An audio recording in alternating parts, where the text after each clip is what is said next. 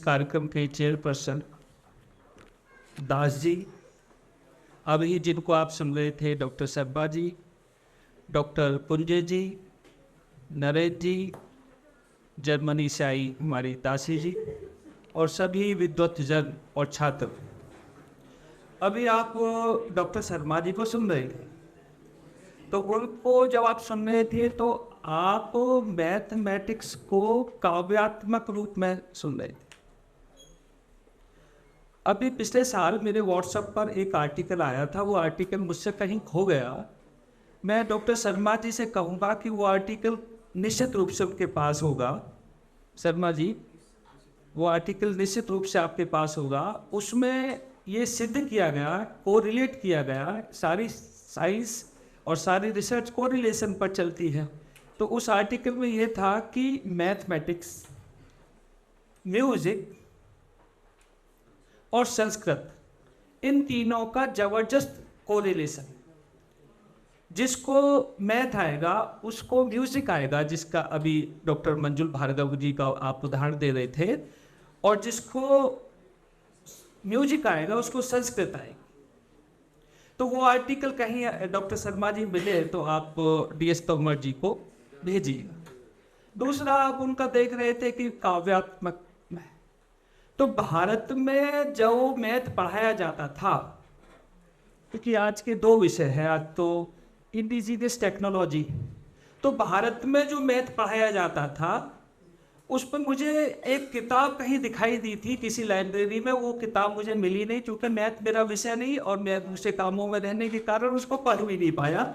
लेकिन डॉक्टर शर्मा जी से मेरा निवेदन रहेगा कि अगर वो बुक उनको कहीं मिले कि मैथ को, भारत के सारे वैदिक मैथ को कविताओं के रूप में बच्चों को सिखा रहे थे, जैसा डॉक्टर साहब गिनतियों को माँ कैसे सिखाती है ऐसा बता रही थी।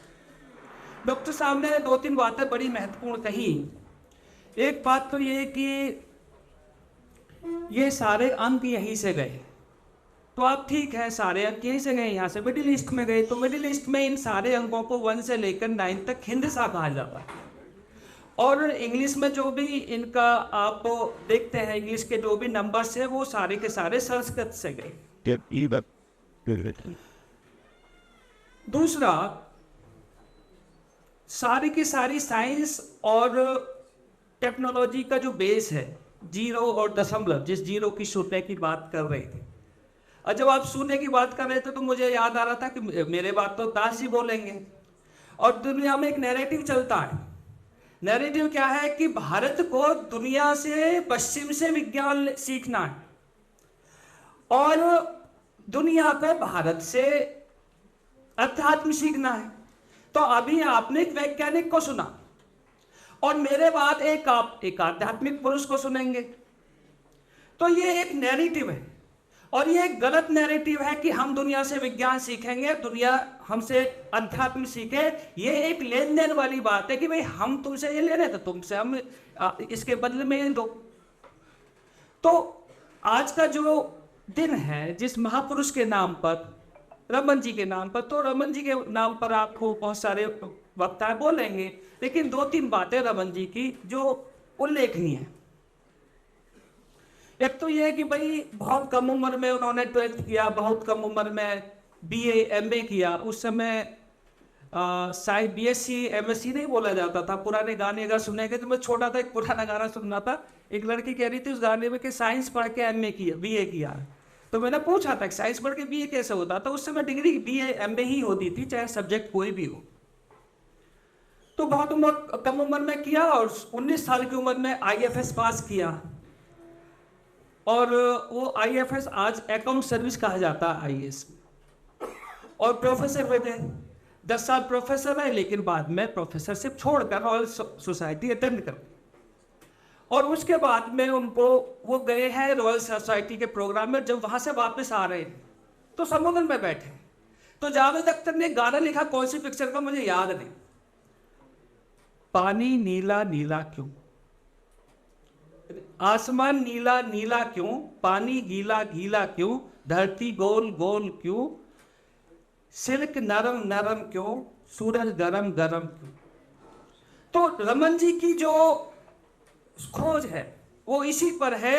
ये पानी, ये आसमान नीला नीला क्यों, इस पर तो 28 में नोबेल प्राइज मिल गया था, लेकिन 30 में जो इनको नोबेल प्राइज मिला है वो आसमान के नीले होने के कारण नहीं, पानी के नीले होने के कारण, इन्होंने जो बताया रमन इफेक्ट, उस कारण इनको नोबेल प्राइज मिला है।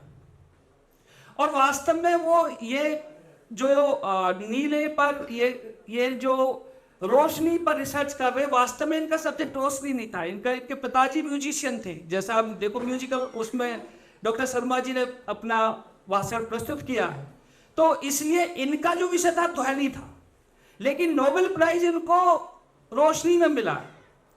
और फिर इनको नाइटहुड अवार्ड मिला है, फिर इनको नोबेल प्राइज मिला है, फिर इनको भारत रत्न अवार्ड मिला है, फिर इनको लेनिन अवार्ड मिला है। तो ऐसे थे, और इनको पढ़ना है। लेकिन हर साल जो हमारा विज्ञान दिवस होता है तो उसकी थीम होती है। तो इस साल 2024 की थीम क्या है? तो इंडिजीनियस टेक्नोलॉजी। और मैं कई बार बोलता हूं, जो बच्चे मुझे पहले सुने होंगे, तो बात क्या है? बात यह है कि भाई मान लो ये यूनिवर्सिटी पूछा जाए, यूनिवर्सिटी का इतिहास पूछा जाए, तो आप बताओगे 2016 में बनी। लेकिन इस यूनिवर्सिटी के 2016 में बनने से पहले 15 साल कॉलेज चला, ये भी तो बताना पड़ेगा। हुआ क्या है, जैसे आप क्रिकेट खेलते हो, तो क्रिकेट में क्या होता है कि वही पहले 2-3 बल्लेबाज अच्छा खेले, फिर मिडिल ऑर्डर गिर गया, फिर बाद के अच्छा खेलेंगे। तो आप जो है ये बाद के 7th 8th 9th डाउन के हो, जिनको आपको खेलना। ये ऐसे ही समझो कि जैसे भारत 1757 से आईसीयू में था, और 1947 के बाद ये आईसीयू से निकलकर जनरल वार्ड में आया, और जनरल वार्ड के बाद आपको ये स्वस्थ करना है। और जब ये भारत आईसीयू में बीमार था, उस समय सारे घटनाक्रम दुनिया में हुए।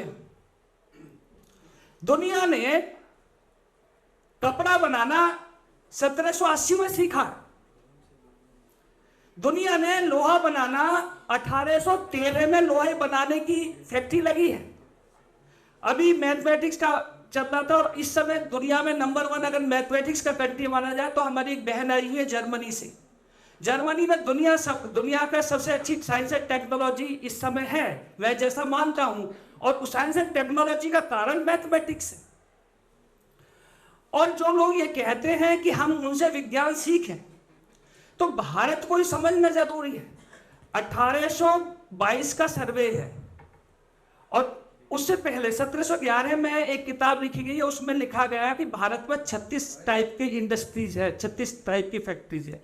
1813 में ब्रिटेन की संसद में वहां के पार्लियामेंट एक लेक्चर दे रहे हैं, उसमें ये कह रहे हैं कि भारत का जो प्रोडक्शन है दुनिया का 43% है, 43% है 1813 में। और भारत का विश्व व्यापार में जो हिस्सेदारी 33% है, और भारत में इनकम आमदनी 27% है, 1813 में ब्रिटेन की संसद में बोला जा रहा। तो भारत उस समय अगर ऐसा था, तो भारत क्या था? तो सबसे ज्यादा यहाँ से कपड़ा जा रहा था, पूरी दुनिया जो कपड़े पहन रही थी, और कई वैज्ञानिकों ने कहता कि वो हमारे द्वारा कपड़े पहने जा रहे, उसमें भी सबसे ज्यादा सिल्क है।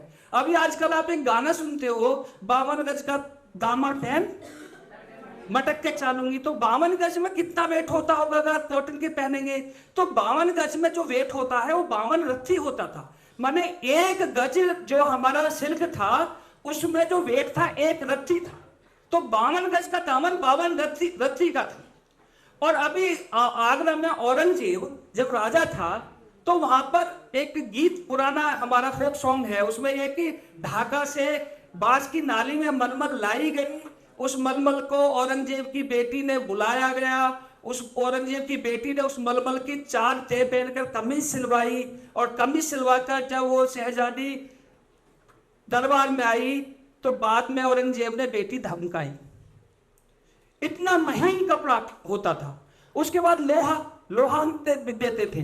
तो हमारे साइंस ये सारा का सारा 1757 में प्लासी का युद्ध हुआ है, 1760 से दुनिया में औद्योगिक क्रांति शुरू हुई है, उसके बाद बाजी पलटी है, और आज हमारी विश्व व्यापार में हिस्सेदारी केवल 2% है। तो इसका मतलब यह है कि अगर जब हम इतनी सारी इंडस्ट्रीज थी, तो इसका मतलब एजुकेशन थी। तो एजुकेशन थी, तो एजुकेशन में सब्जेक्ट थे। आजकल क्या है कि 7,32,000 गुरुकुल का आता है। अभी गुरुकुल सुनो तो लोग कहते हैं कि केवल संस्कृत थी, नहीं, उस समय लगभग 20 सब्जेक्ट बड़े थे। उसमें सबसे पहला सब्जेक्ट जो है खगोल विज्ञान का है।